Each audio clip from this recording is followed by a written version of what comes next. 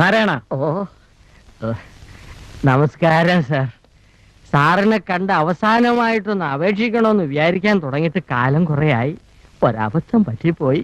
Sir എന്നെ ഒന്ന് തിരിച്ചെടുക്കണം. സാധ്യമല്ല. അയ്യോ, അങ്ങനെ ഒരു അവസാന വാക്ക് പറയരുത്.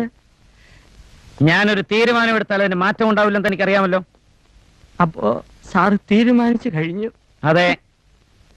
അല്ല, എനിക്കറിയാൻ മേലാത്തോണ്ട് ചോദിക്കുക. താൻ ആരുവാ? നാരായണ. പൂരായണ പോവേ. തനിക്കൊരു വിചാരമുണ്ട് താ ഏതോ കോപ്പിലെ വലിയ രാജാവാണ്. താ ഒരു പുല്ലുമല്ല.